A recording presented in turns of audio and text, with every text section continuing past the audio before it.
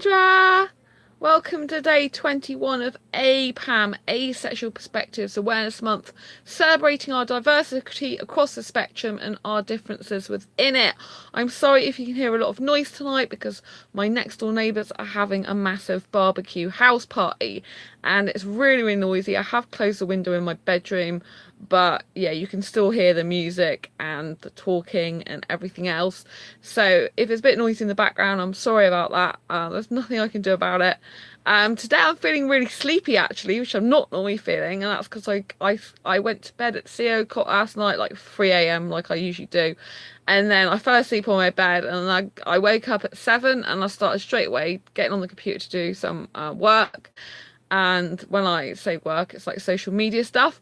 And then after about an hour and a quarter of doing all that, I then went to the cinema on a self date and saw Sherlock Gnomes, which is a sequel to Romeo and Juliet. It was really, really amazing and awesome. I had a brilliant time.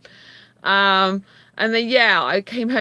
I haven't got cable because I'm going to look internet, so I am using my phone again. So until I get a cable for my iPad, which should be soon, this coming week, then my phone's going to have to do, which isn't so good as my iPad. So anyway, in today's video, I want to talk to you about what are the positives of being asexual. And this again is taken from my Asexual Perspectives 47 Asexual Stories, Love, Life and Sex, A Celebration of Asexual Diversity book.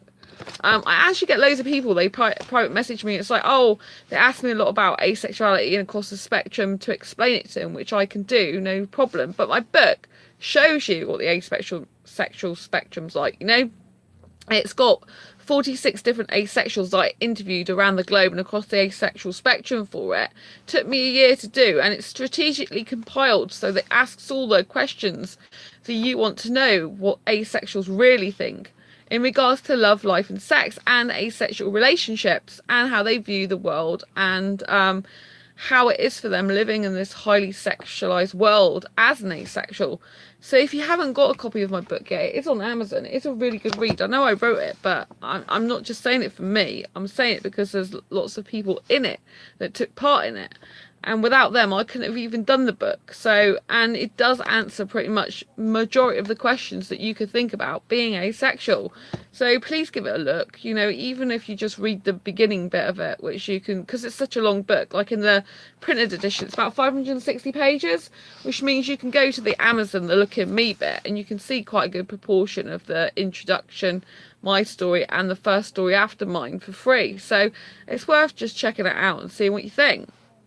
Anyway, what are the positives about being asexual is what I asked my 46 interviewees. And obviously they got to ask me that at the end. So this is Darcy's story. I feel like I'm good sounding. I'm going to start this again. I told you I'm a little bit sleepy today. Anyway, Darcy's story. I feel like I am a good sounding board for friends when they are having sex/relationship problems. I offer a different outlook, usually, that helps them make decisions most of the time. It sounds very arrogant, but I say this because friends have told me directly. I have one friend that calls me when she needs to be rational. Yeah, I do think that some asexuals can be very rational. I do think that some asexuals can be very rational. But also I do think in my particular case, when I'm a hyper romantic, I think that, you know, logic goes out the window sometimes if you're a romantic, especially as I'm a hyper romantic. Like I might have a guy come into my life that I might think, well, he's not going to be suitable for a relationship, but yet we're both interested in each other like that. And then I will, you know, my feelings for him or attraction, aesthetic attraction or whatever, will just completely override you know, logic, which isn't a good thing. I think aromantics, those who lack romantic attraction and sexual attraction, I think they can be a lot more logical, if I'm honest, because they see things more in black and white because there's no romantic attachment there whatsoever. And so I think they can, in my experience, compared to me being a hyper romantic, I think they can be more logical, and that's a really good thing. So good for them, I say. I'm not aromantic, and I never will be. Um, yeah, so I'm always going to be a hyper romantic. Although I have noticed in regards to English guys, I usually need a more strong, deep emotional connection with them to actually find them at all romantically attractive. So anyway, this is really interesting, is it not? So this is Ari's story. I hope I pronounced that correctly. ARI's story. What are the positives about being asexual? I like not wasting a lot of time thinking about sex, like other people seem to constantly. I'm glad I didn't spend my teens making bad decisions in a lust-driven haze. I've enjoyed some of the relationships I've been in, but I've never felt sad or incomplete on account of not being in one when I'm not. Something I see my friends complain about. I'm at low risk of STIs and pregnancy from all that sex I'm not having. I like falling into relationships with straight women where they can call me their boyfriend without worrying about things being too gay if we had sex as a trans guy. I like not having to worry about seeking a partner who would both accept my gender and be sexually attracted to me and my genital configuration from the straight or LGBT community. Yeah, I think that's really interesting. Because I think that's really nice when they say they've never felt sad or incomplete on account of not being in one when they're not, a relationship. And I think that's very interesting to note the different perspectives, because I'm sure there'll be some romantic people watching this who will feel sad if they're not in a relationship, because being romantic, you kind of feel sometimes that you want someone else there. And even though you might be perfectly capable and perfectly fine living on your own forever, you kind of do want that other person there. It's really hard to explain as a romantic person. And I don't just see myself struggle with this. I see lots of people in my asexual dating groups struggle as well with this. It's like they're searching and searching for asexual love. And, it's hard for even asexuals to find a compatible asexual. And obviously it's hard to find a compatible sexual, because if you're sexually repulsed, most sexuals will not go without sex happily forever in a monogamous relationship. So, I think I think it depends where you fall on the asexual spectrum as to whether you're feeling sad about being in a relationship or not. I really do. And I think that's down to the individual. But overall, I really get where they're coming from. And personally, I don't miss having sex at all. I'm so glad I don't have to have it anymore. So, this is David's positives about being asexual. I think I'm a more self-sufficient person as a result of being asexual. I'm comfortable with my own company. Potentially, as an asexual, you can be less concerned about how you come across to other people. You're not competing with anyone. You don't feel pressure to look or act better than anyone else. I think that is a really good point, because lots of people that are sexual, they'll go through this whole ritual of getting ready for sexual compatibility, for example, when they're dating. And I think a lot of the time they will put on this show and act to be who they think the other person wants them to be, based on the fact they want that person to be sexually attracted to them. I do still think that some asexuals will sort of make themselves look pretty or good looking or attractive to their potential partner if they're dating or looking for a relationship. I do think they will. But I think it's more authentic usually and less falsed and pushed, because we know that we don't want sex. It's like, for me, right, if I eat, I'm not a skinny girl, right, but I still love myself and I still think I look good, but I enjoy my food. I'm not going to lie about it. So I kind of think, well, I'm not having sex with anyone and no one needs to see me naked, because I'm naked or repulsed anyway, and I look better with my clothes on. So, I can just be myself more. And if I want a bag of popcorn like I ate at the cinema today, it was reduced fat popcorn. If I want a bag of popcorn, I'll go and get a bag of popcorn. Do you know what I mean? I won't be so like worried about stuff like that because I'm not going to sleep with a person or have sex with anyone. I mean, it was I was going to the cinema on my own anyway, but do you know what I mean? Instead of being going to the cinema with someone, you know, I know that I'm not going to be having sex if it was someone of the opposite sex that was attracted to me because I just don't want it and I don't need it and don't get the urge for it. And I think that's really important. So I do agree with David quite a bit on that. That you know, we don't have to be so concerned how we come across because we're not trying to preen ourselves up for having sex, which is what we don't want, usually, as an asexual. So, what do you think? What are the positives about being asexual for you? I obviously there's a ton that I can think of. I mean, I don't like sex. I don't need sex. I don't get the urge for it. I don't get the want for it.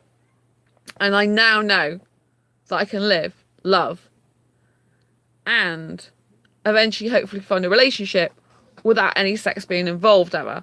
So I have a chance of being in a romantic relationship, which, to be quite honest, I closed the door on before I found out I was asexual. I just like couldn't date sexuals ever again. I just couldn't. The sexual energy surrounding the person that's interested in me like that is just too overwhelming and too horrible for me. I can feel the sexual energy. I know when someone's sexually attracted to me, usually I can feel it. You know, I just don't want that. And I think that's a huge benefit to me. When I held asexual meetups, which I've got my next one in September, I officially announced it in private message today, the date, the 8th of September. So we're going to do some VR gaming. It's going to be amazing. You know, when I have my meetups and around guys, it's so nice because I know that I can be myself, and I know there's none of that energy or tension there. You know, we're having a very, very small mini meet of me and a friend in my city and a guy who lives near my city. You know, and it'll be just nice to have another guy friend because I know he's not going to come on to me or fancy me, and that hopefully I'll get on well with him. We'll get on well with each other, and we can hang out together sometimes and go cinema or meet up for drinks and food, and it'll just be really nice to have another guy friend. And I think it's a huge benefit if you're asexual to get out and meet other asexuals in person, even if you have to travel, because it's just so worth it. You know, you don't have the hassle like you do around sexuals. You know, if I'm not saying all sexuals are bad. Some of my best friends are sexuals. Don't get me wrong. I'm not saying that. But if you are going to have some male company because you like being around guys, for example, I like being around guys. I love having guy friends, and I want to meet someone for a relationship as well. But I know in my quest to find a relationship, even if I'm around asexual guys, they may too be looking for a relationship. But me and them might or might not be compatible. What I'm saying is, in those case scenarios, I don't have things to worry about like I would before. You know, it's because I know that whether they like me or not for a relationship potential, just my friend, I know there's none of that sexual tension or energy there. It's diddly squat. Do you know what I mean? It doesn't exist. And I can feel that. And I just feel so much more relaxed, calm, and can be myself. Now, don't get me wrong. I do have relationship anxiety, which I think I've mentioned quite a few times recently, in the fact that if I am attracted to a guy and I'm interested in for a relationship and then he's actually gets serious about me, I kind of want to run a mile. Because that's just from my past, you know, because I've had bad relationships and been with really untrustworthy guys, then I instantly go into this sort of panic, terror, fright mode. So even though I desire a romantic relationship because I'm romantic, it terrifies the heck out of me actually potentially being in one. And, you know, that's kind of hard. I don't know how I'm going to get out of that. And if I ever could, it's like a protection mechanism as well, though. And I'm glad I've got that protection mechanism. I need it because, you know, I do kind of jump head first or eyes first or heart first if you want sometimes. And it's not good for me, to be honest. And so, although I don't like having relationship anxiety and it's a pain, and I think sometimes it could cloud my judgment, at other times it's just spot on, you know, it's saying something's wrong, this is too rushed, don't do this. I think I'm going to have to be friends with the guy for quite a long time. And I also need someone who'll move as well, you know, so unless they live near me by any chance, which is very unlikely, because the chances of getting asexual compatible with you in your city is quite remote, even if you have got other asexuals in your city. I've got one in mind. We're good friends, but not each other's type romance wise. But like I said, I'm meeting this new guy. I'm not thinking about anything other than going to be his friend, really. I don't even know what orientation he is, but it's just be really nice to meet another asexual guy who lives near me, who I can possibly hang out with sometimes. So that's going to be really exciting. So yeah, I just think there's so many positives. I think you can focus a lot on other things and being productive in your hobbies and interests when you're not focused on sex.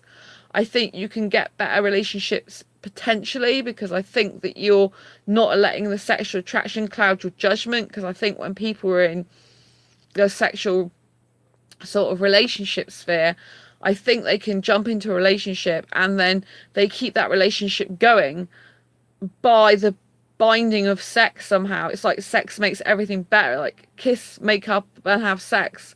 It's like it sticks a sticky plaster over a wound that clearly hasn't healed and isn't healing. It just completely sticks a plaster over again and again and again. Now, I'm not saying that sex isn't good for people who want to have it, and for people who are in sexual relationships. Yes, of course they're going to want and need and like sex. People who are in sexual relationships and people that are sexual, of course that's natural for them. But I do think that the sex clouds their judgment in terms of compatibility for a relationship. And I think they get together based on the sexual attraction a lot of the time, and then when things don't work out and there's lots of arguments, you wonder why. But I can relate to their dilemma as a hyper romantic, and the fact that I might get with someone who's not ideal for me because of the romance factor and the emotional romantic connection there.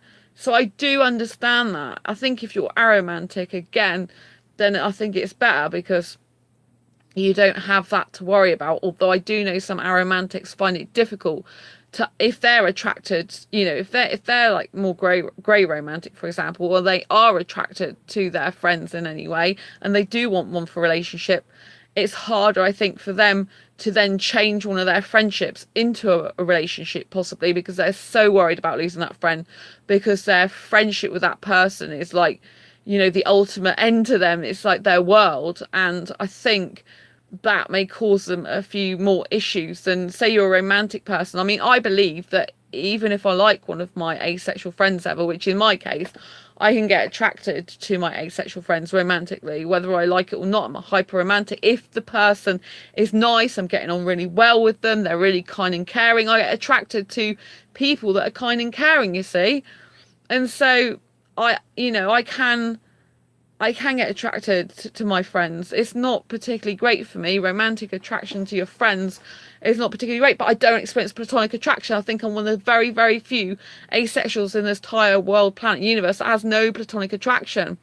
Therefore, if I've got a friend that I'm getting closer to emotionally, and I can't really separate romantic attraction from romantic attraction from emotional connection a lot of the time, then for me personally, it means I have some romance for a lot of my friends, not all.